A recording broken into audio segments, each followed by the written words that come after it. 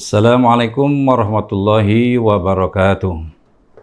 Bismillah walhamdulillah wassalatu wassalamu ala rasulillah wa ala alihi wa sahbihi wa mawalah. Amma ba'du, qala ta'ala inna a'tainakal kautsar fasholli li rabbika wanhar inna syani'aka huwal abtar. Salam sahabat pembelajar ASN Kota Tangerang.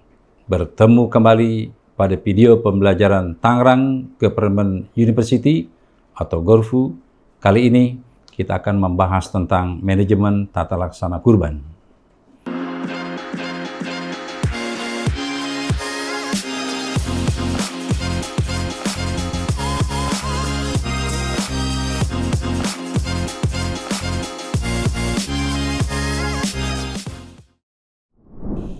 Pemirsa, pengelolaan kurban secara tertib, efisien, dan sesuai syariat untuk memastikan kelancaran proses serta distribusi yang tepat sasaran tentu perlu tata kelola yang baik.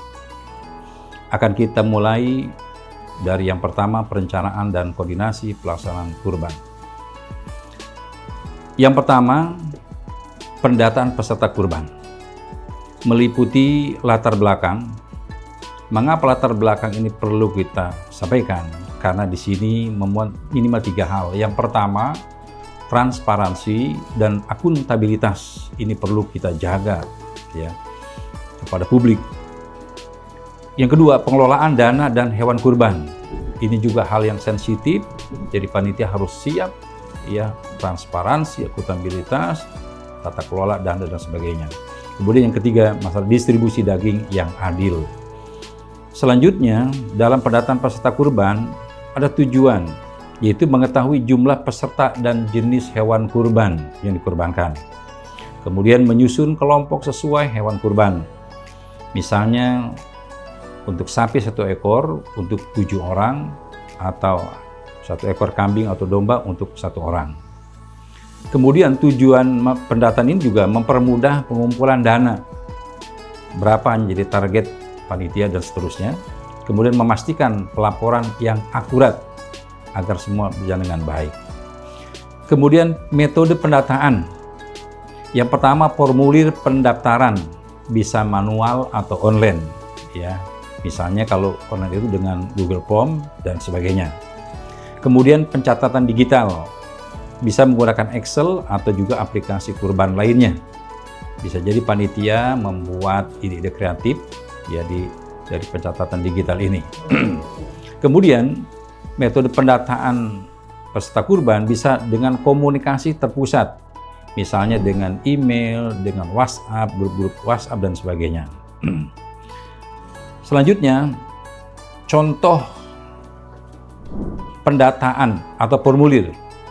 Misalnya bisa dimuat ada nama lengkap, nomor HP, alamat, jenis kurban, pembayarannya tunai atau transfer, tanggal pembayarannya kapan ya. Itu perlu juga diketahui baik oleh peserta kurban maupun panitia penyelenggara. Bagaimana alur proses pendataan? Tentunya yang pertama tidak kalah penting adalah sosialisasi kepada calon peserta ya.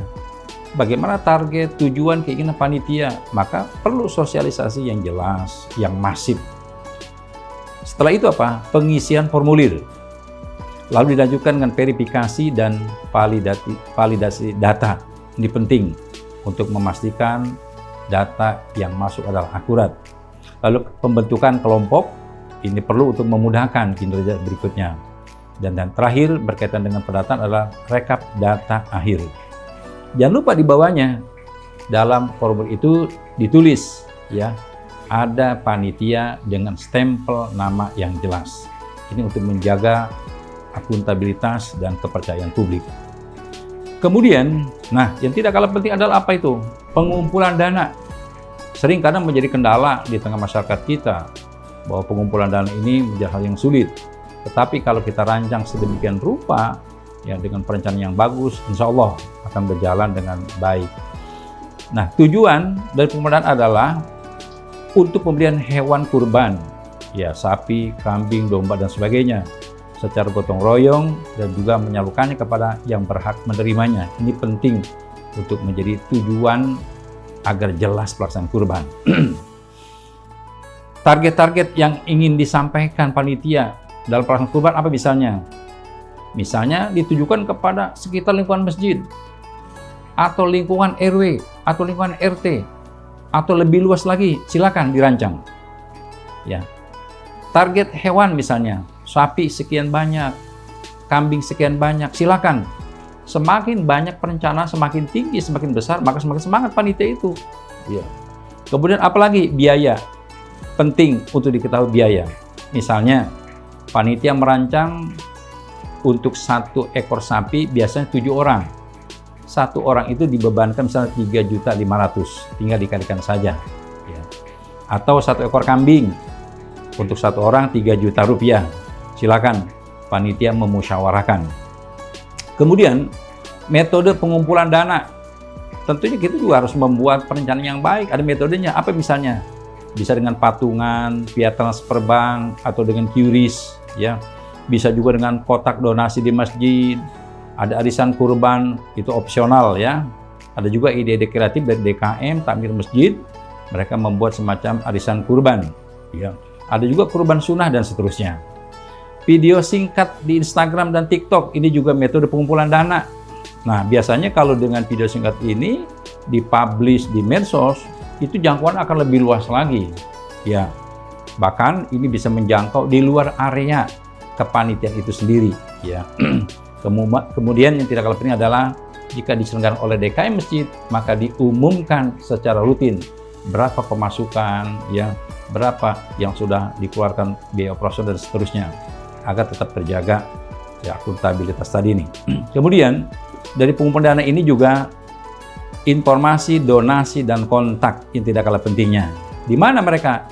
Misalnya bisa transfer ya ke bank tertentu dengan nomor rekening ya bla bla bla bla 00 sekian, atau juga konfirmasi kepada panitia yang berkaitan dengan itu ya, misalnya dengan ustadz siapa, dengan bapak siapa, jelaskan di situ nomor kontaknya, WA-nya, dan seterusnya. Bisa juga info lengkap dan update donasi ya bisa menggunakan aplikasi yang dibuat oleh panitia.